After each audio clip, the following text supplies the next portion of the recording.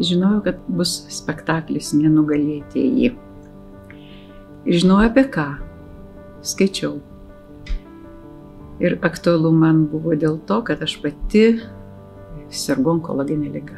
Norėjosi bent dalinai pačiupinėti, pajausti, išgirsti, kas dedasi tų žmonių galvoje, kurie kovoja ir kurie gyvena ir mokina dar ir kitus gyventi. Teatras arba tapyba, bendrai menas visas, jis turi labai didelį įtaką žmogaus sveikatai, žmogaus nuotaikai, žmogaus apsisprendimam, gal netgi, aš manau, kažką taip padaryti kitaip. Kartais matau, kad net žmogus sergantis, jisai taip neišsigąsta tos ligos, kaip išsigąsta šalia esantys žmonės. Todėl yra labai svarbu, kad jie suprastų, kad tai tikrai ne pasaulio pabaiga. Labai išgyvenau, kadangi ten buvo 5 istorijos, kurios kiekviena kitokia. Bet rezultatas tas, kad viskas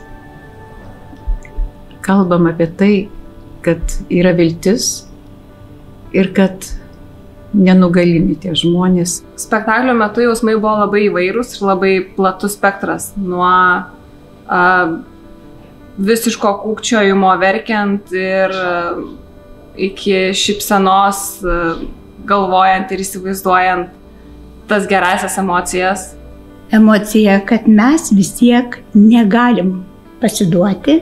Ar gali menas gydyti? Aš manau, kad taip. Jeigu žmogus pripažįsta teatrą, jis nueina į spektaklį ir laikė šitą spektaklio, kažkaip tai pasimiršta visos lygos, pasimiršta visi rūpesčiai. Pasimiršta visi negalavimai, visos bėdos, jos paskui grįžta, bet turbūt su mažesniu tos skausmų negu kad buvo. Aš esu tiesiog įsitikinusi, kad menas gali gydyti. Ir ar tai būtų koncertas, ar tai būtų spektaklis, ar tai būtų meno terapija, tai tikrai pripildo ir tikrai būtina nueiti kiekvienam. Toji pusė, gydymo toji pusė, man kaip aktoriai irgi yra labai didelė ir teikianti labai didelį kažkokį tai išsilaisvinimo jausmą.